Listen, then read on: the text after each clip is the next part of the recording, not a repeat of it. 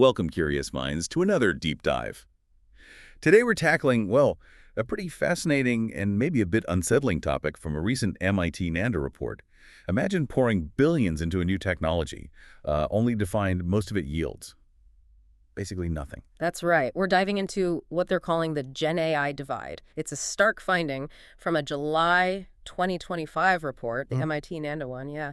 And it's based on some pretty solid research looking at over 300 AI initiatives, 52 interviews, 153 senior leader surveys. Oh, okay. And the headline finding, despite, $30–40 billion in enterprise investment, a staggering 95% of organizations are getting zero return from their GenAI efforts. 95%, zero. That's huge. It is. Only 5% are actually extracting millions in value. Okay, so for you, our listener, if you want to be well-informed, maybe avoid being on the wrong side of this divide, we're going to unpack why this is happening and, more importantly, how those few, that 5%, are actually succeeding.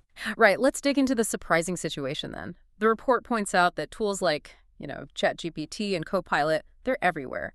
Over 80% of companies have explored them. Nearly 40% have deployed them somewhere. But these mostly just boost individual productivity, right? Not the company's bottom line, the P&L. Exactly. And what's really fascinating here is the custom stuff, the enterprise-grade systems. Companies are definitely looking at them. Evaluation rates are high, like 60%. But getting them into actual production, that only happens about 5% of the time. Only 5%. So what's stopping them? Well, the main culprits seem to be brittle workflows, things break easily, plus a real lack of contextual learning and just a misalignment with how people actually work day to day. Ah, okay. So it's not just about having the tech, it's getting it to actually work within the messy reality of a business. Makes sense. Precisely. And this leads to what the report calls the core barrier.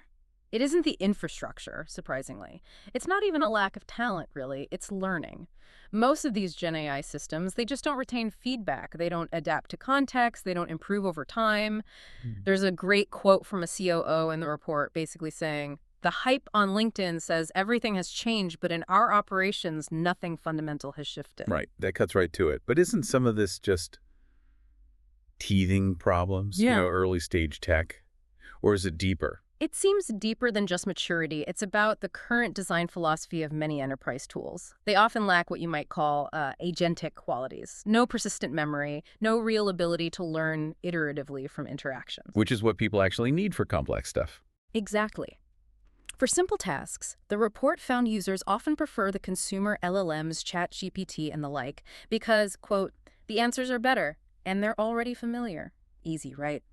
But for the high stakes, complex work, 90%, 9-0, still prefer humans. Why? Because the AI doesn't learn from our feedback and requires extensive context input each time. So you have to start from scratch every single time. Ugh. Yeah. That's the GenAI divide right there at the user level. And get this, another fascinating bit. There's this whole shadow AI economy thing happening. Officially, only maybe 40% of companies bought LLM subscriptions for their employees. But when they surveyed workers, 90%, almost everyone admitted using personal AI tools for work stuff regularly. Yeah, that sounds about right. Everyone's got a personal ChatGPT window open. It just shows the huge demand for tools that are actually flexible and responsive, Creates massive data governance issues, of course, but it highlights where the value could be captured if the enterprise tools were better. So the demand is there, but the official tools aren't meeting it. Right. And investment patterns kind of show this divide too. Around 70% of the AI budget goes to the visible stuff, sales, marketing functions. But the report found the highest ROI is often hidden in the back office, automating things, like eliminating $10 million a year in BPO spending. Ah, the classic problem. Investing in the flashy front end, while the real, maybe less glamorous savings are in the back office. And that's harder to sell to the CEO, right? It absolutely is. As one VP of procurement noted, just quantifying those subtle efficiencies is a real challenge. So, okay, what does this all mean for actually crossing that divide? How do companies get into that 5%? Yeah, what are the winners doing differently? Well, the report's clear. The best builders and buyers think differently. And interestingly, they don't just build their own tools. Turns out, internal builds actually fail twice as often as buying solutions. Oh, interesting. So trying to DIY it is riskier. Seems so. The successful organizations, they buy. But they buy carefully. They look for trusted partners who really understand the specific workflow, who promise minimal disruption, who are clear about data boundaries, and crucially, partners whose tools have the ability to improve over time. that learning piece again. Right. So they act more like they're buying a long-term service, not just a piece of software. Exactly. More like BPO clients, actually. Demanding customization, benchmarking on real operational results. This is where that agentic AI idea comes back in systems designed with persistent memory, iterative learning, using frameworks like NANDA, MCP, A2A that allow for that adaptation. Okay, so to bridge this GenAI divide, listening to this, you need to be thinking about partnering smartly. Look for vendors building AI that actually learns, that integrates deeply. Empower your line managers, maybe, and demand tools that adapt. Absolutely. And the report suggests the window for making this shift is, well, it's closing fast.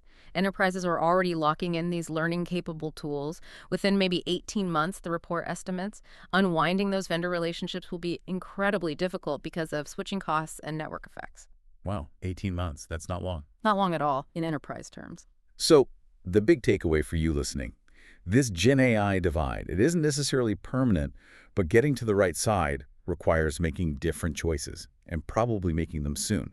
It leaves us with a pretty important question, doesn't it? How will you make sure your organization leverages AI that truly learns and adapts instead of, getting stuck with expensive tools that just sit there?